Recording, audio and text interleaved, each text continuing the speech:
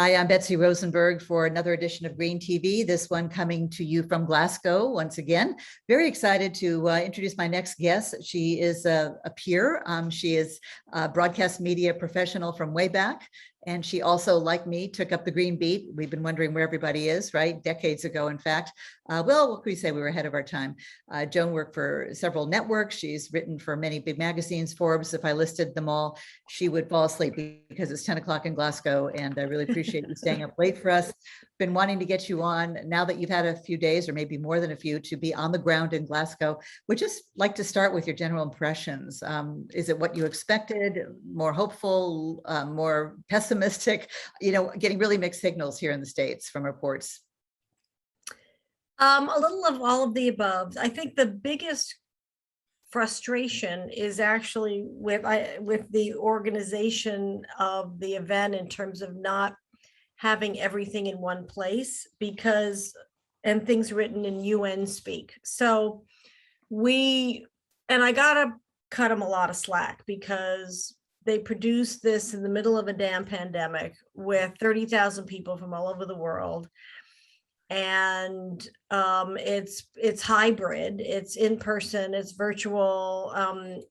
And also the way it's laid out, you have pavilions where you have different countries doing things. And so it's really conferences within conferences within conferences. So it's almost it feels like the length of Manhattan from one end to the other. Wow. Exercise. Yeah, no, you do. I'm walking like 4 miles a day. So I really cut them a lot of slack, but the challenge is a lot of the quote big announcements that, you know, reporters they don't even need to really be here because a lot of it is online. And a lot of reporters I know just didn't bother to come for that reason. But the real color is in the pavilions with countries and organizations and alliances, whether it's Race to Resilience with the Atlantic Council, the UN, and a whole bunch of other organizations, or the Coalition for reducing the carbon footprint of the freight transport industry. They did a big announcement to reduce it by to get to 10%, which is now, by the way, like 0.1. So it's a pretty huge leap in 10 years. And there's companies and countries used it as an opportunity to make a lot of announcements and a lot of commitments. And the fact of the matter is, yeah, they're just words, but they're saying this to 30,000 people and announcing it to a lot of reporters and a lot of people who are going to hold their feet to the fire. So I think that's big. I think the biggest one for me so far, and it may be the prism through which I look, is what is affectionately known as GFANZ, which is the Global Financial Alliance for Net Zero. We have to follow the money, right? Money and energy make the world go around. And right.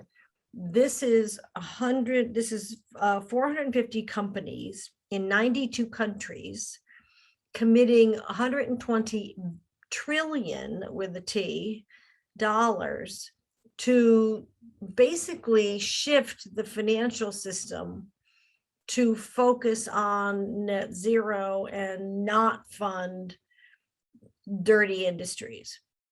And that's going to take some time, right? But yeah. Mark Carney, Michael Bloomberg, and Mary Shapiro. Mark Carney was head of the Bank of England, among other millions of roles like that. Mike Bloomberg doesn't need any introduction. And Mary Shapiro, for people who don't remember, was chair of the SEC. She was head of the Chicago Commodities Future Trading Commission. She was also head of FINRA, which is the other big financial organization. You don't have these people at the top of your heap if you're not bleeping serious. True. Yeah. So I'm encouraged about that.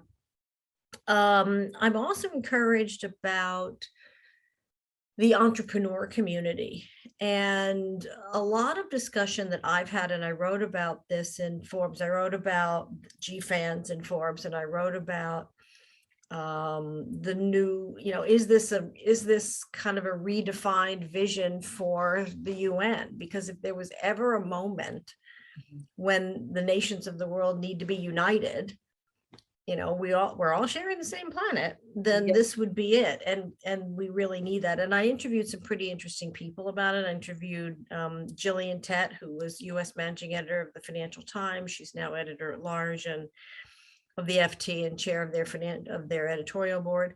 I interviewed Sandrine Dixon, who's co-president of the Club of Rome, which is a powerhouse of influential people, former heads of state, CEOs, scientists. She ran the Prince of Wales Foundation, to give you a clue. She's wonderful. I also did an interview with her and with Gillian individually on my website. But I think the other key thing, and this kind of goes to the GFANs thing and ties things together, is we need new metrics. We need new metrics to define what is success in a business or in an economy. We need to flip the economy, the metrics, so that instead of having nature be a tool of the economy is in effect a tool, if you will, of people and the planet. So we need to change a lot of these metrics. And frankly, those changes in metrics will also help women entrepreneurs, because women entrepreneurs still only get 2% of venture capital. I had a robust discussion with John Doerr, who is the grand godfather of venture capital and the parent, if you will, of Kleiner Perkins, about this issue. And so there's a lot of changing. ESG metrics are changing. The SEC has put out public comments. They're looking at putting ESG into audited financial statements now to make a big difference. So, and of course, I talked about the infrastructure bill. Now that it's been signed, now it's been passed, will have a big impact. And President Obama mentioned this, as well as did President Biden at the conference. So the only other thing I'll mention, which you and I have talked about in the past, is too many panels that are all men, too many men. In fact, it's funny, just sort of randomly on the bus, there's this transport of getting people around. And on the bus, some women were, not even to me, but to each other, were saying, God, I'm really annoyed that I kept walking by all these sessions and they were all men. It was like 2021, my goodness. And look where men have gotten us. I know. And that's, some of the men that are supportive of women say, look, we kind of screwed it up here. Look where we are. So yeah. And then yesterday I spoke at an event session on entrepreneurs coming together for the green economy. And that was great. There are people from all over the world.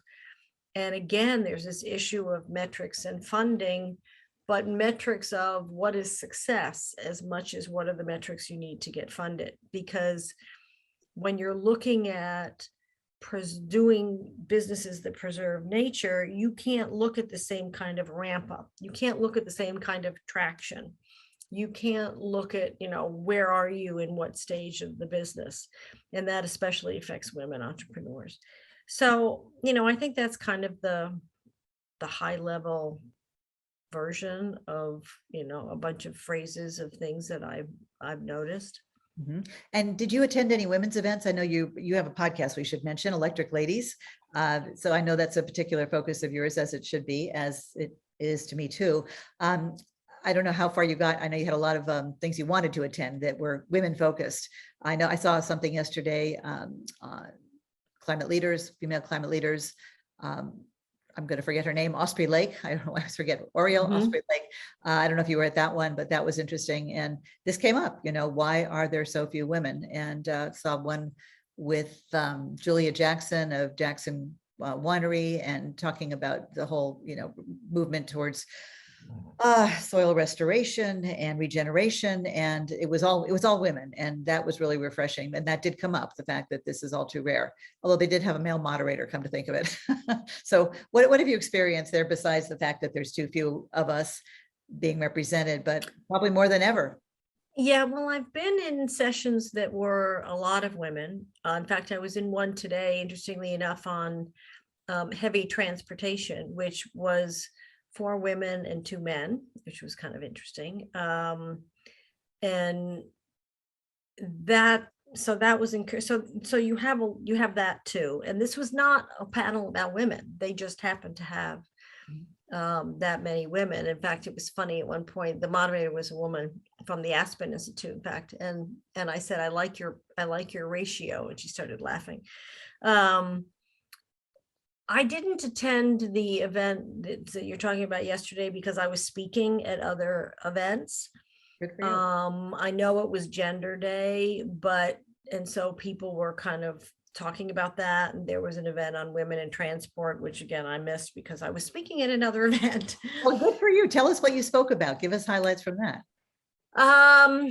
Well, I spoke a few times, and what I spoke about really was, well, first of all, educating to a degree our sisters and brothers in other countries about what's in the infrastructure bill that supports climate change.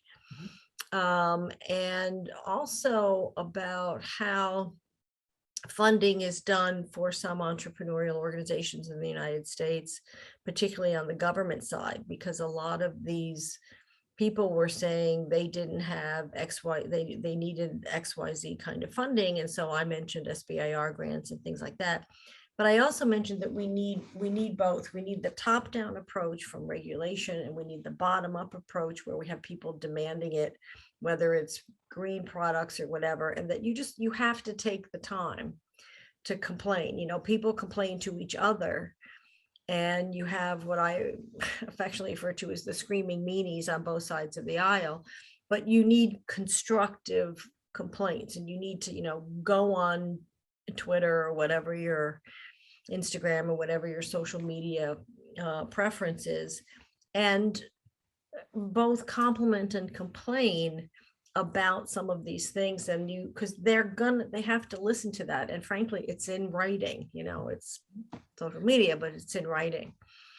So I also talked about women leading the way. I mean, I believe, and I think maybe you and I have talked about this, but I've written a lot about it. In fact, I'm writing a book about it, but that women are natural innovators, because women have not historically had the authority and the resources to just do things, right, in an organization. You have to try harder, work harder. Well, we've had to build the relationships. We've had to find another way. We've had to be resourceful. We've had to build influence in other ways. And that's built innovation muscles. I mean, that's what innovation is find another way. Mother of invention. Yeah, exactly. Yeah. If it's handed to you, you don't find a more creative way to make it work. When you don't I wouldn't know about that, having tried to do green media for 20 plus years, right?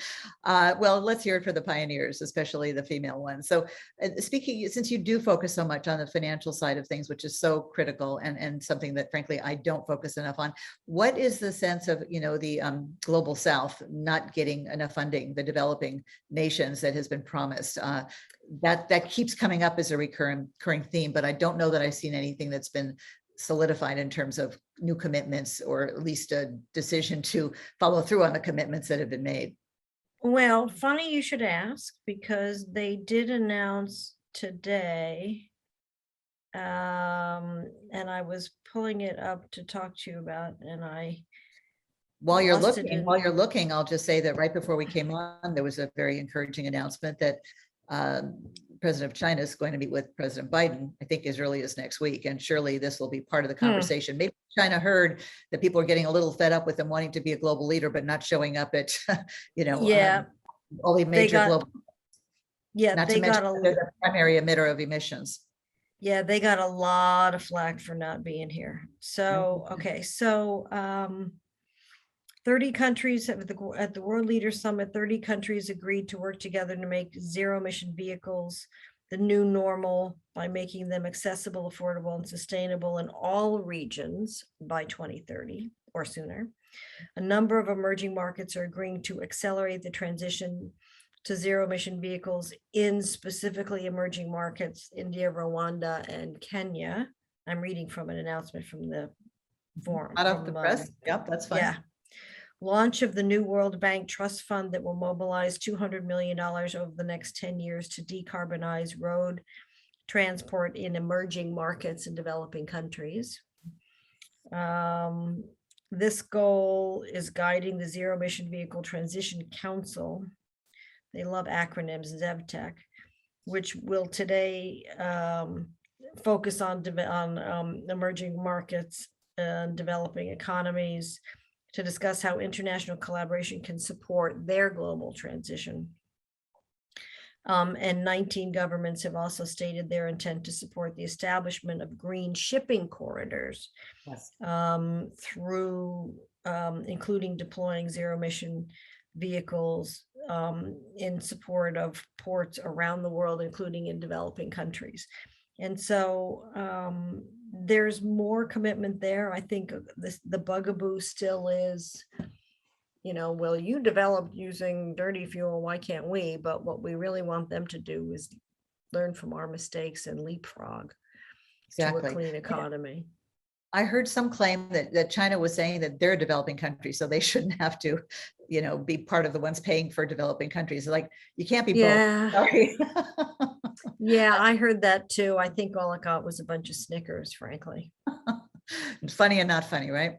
So serious. Yeah, exactly. Well, I'll be curious to see I think it's interesting that Xi Jinping decided to do something, because that means they must be feeling a little bit of the heat, pardon the pun, and they must have been feeling a little bit guilty, because every session I've been in, it's been commented that China and Russia are not present. And I would say that they probably don't feel a little bit. It takes a lot, and there is a lot of heat on them right now. And I think that's what it took finally, for them to realize it, because they don't take nuance well. They don't, and they're also big on branding.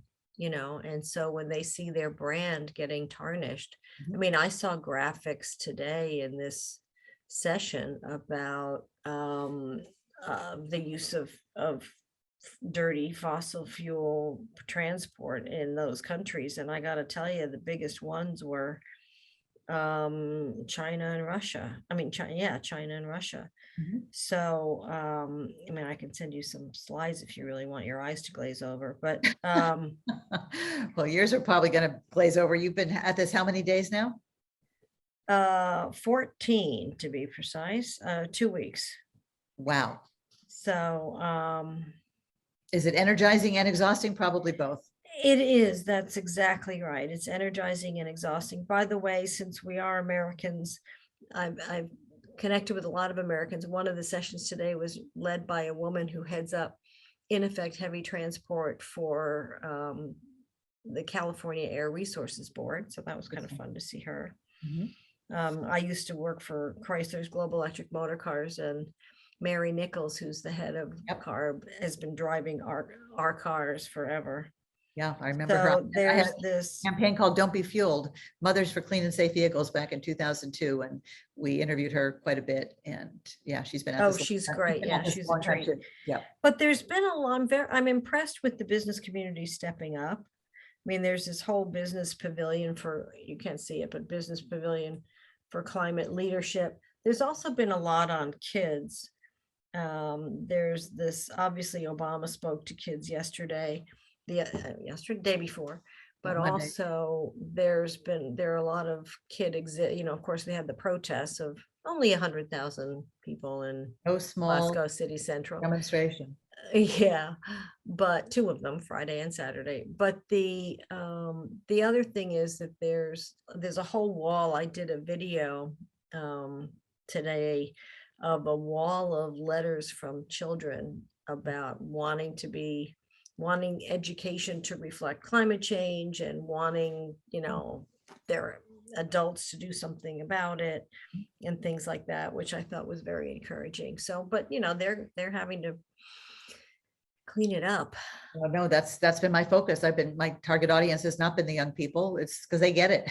It's fellow adults, boomers, because they're pleading with us to do something. Maybe we need to educate the adults first. Well, that's part of what Green TV is all about.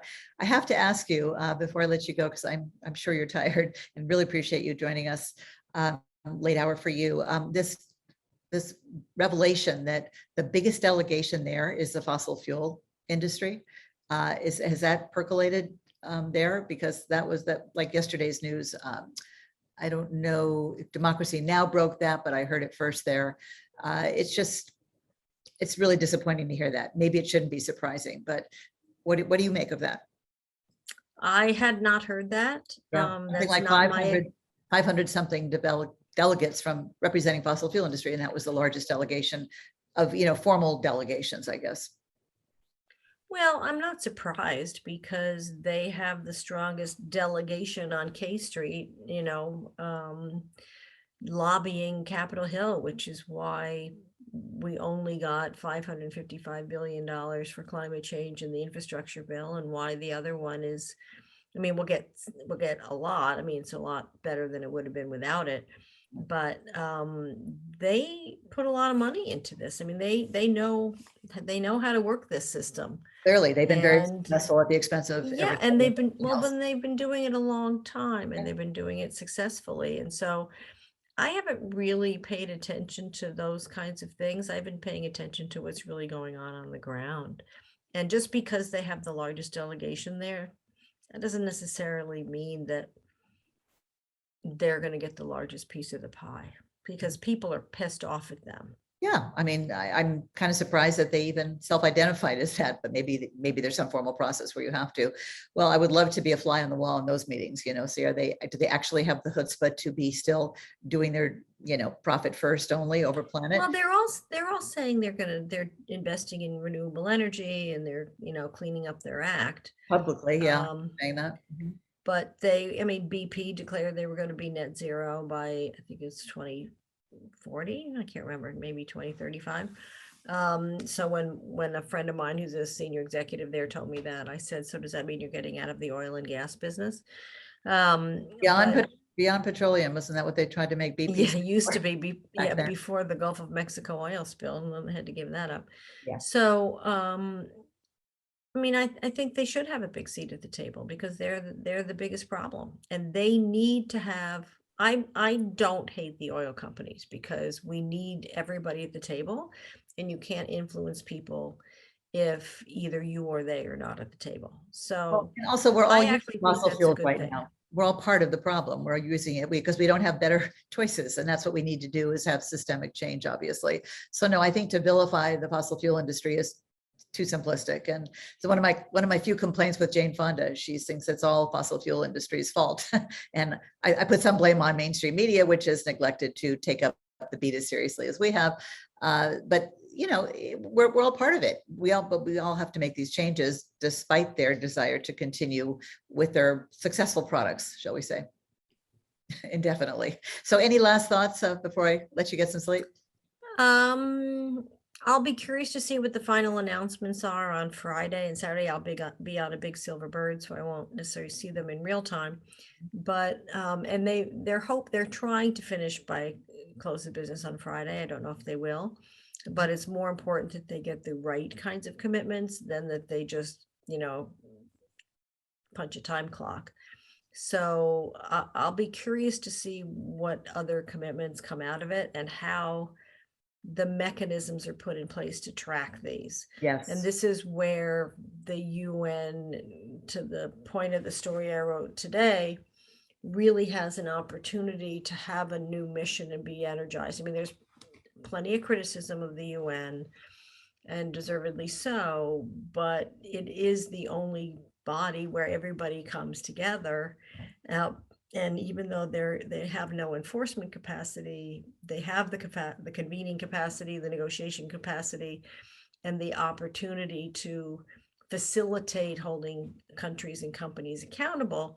But importantly, when they create these big forums and people come together and make these announcements publicly, the public holds them accountable, and the people like us in the press hold them accountable.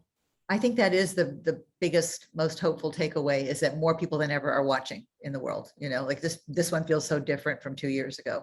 Well, I think more people than ever realize that it's a big problem, whether it's because they've personally experienced more extreme weather, or because the science is finally getting through, or because when people were home with COVID for the last 2 years, they actually brushed up on some of this stuff and realized it was for real. But whatever or the other interesting thing is what COVID did was help us understand that we need to respect science. The people who don't respect science learned to respect science. Science and nature, she the boss. Absolutely. Remember, you're my age, so you probably remember that commercial. I think it was for Lay's potato chips somehow. It's not nice to fool Mother Nature, and I'm not sure Oh what the connection God, I is to haven't heard that potatoes, in a long but time. now my version has been it's not nice to fuel Mother Nature, and we're seeing that she's pissed, and who can blame her? And trying to send a really big, loud message, and it appears we're finally getting it. Let's hope it's not too little, too late. Well, So, the only other thing I'll say is it was supposed to rain for 2 weeks solid in Glasgow. And the good news is it's hardly rained at all. It's been a bit chilly, but lovely every day. and the other bit of So good news is it's raining again on the West Coast. They're having another atmospheric river, which is too much rain, but a couple weeks after they had the first one that broke the drought. So yeah, we've not only fooled her and fueled her, but confused her, because nothing is normal anymore. But right. that is the bad news is the good news, right? That more people are aware that something is wrong, that things are off. And of course, that's only the part that we can feel, we humans. The critters out there, hate to think, they must really be confused. Thanks so much for clarifying and keeping us the opposite of confused, informed. Really appreciate it. And just one last thought on Scotland. Have they been wonderful hosts, and are they happy to have you there? Oh yeah, they've been great. Everybody's been really helpful. Everybody's been joking about the fact that we need to make them repeat what they say 4 times because a lot of times their accents are so thick. One of the things I love about these things and the cities that you and I live in and have lived in is the whole international vibe. You never quite know who you're sitting next to from where and all different parts of the world, which is grand. So yes, they've been lovely hosts. Because there was a lot of controversy about whether they should even host it given COVID, but I'm so glad they did. Well, they do make us test every single day. Really? You That's a can't lot go, of yeah, tests. you have to show up. You can't get in without a PCR test. And then you have to do these, they give us boxes when we come in of the daily lateral flow test. And then to leave, we have to get a PCR test. Well, I got mine this morning. Thank you for that sacrifice. I'm sure it's a little inconvenient. But that's the way they felt they had to do it to keep everybody safe and comfortable. Well, So, it makes me feel safer too, because everybody else had to go through the same. I mean, 30,000 of my new friends had to go through it too. absolutely. Well, my gardener's lawnmower is starting up. We have grass in Texas, which I never had in California, but came with the house. So I'll let you go. Thanks again, Joan. And we'll be hopefully hearing from you back in the States on some other issues, but this is an important one. We really appreciate you bringing it to us. Oh, you're welcome. You're welcome. Have a good night. You too. Ciao. And we'll Bye-bye. see you next time for Green TV. Thanks for joining us.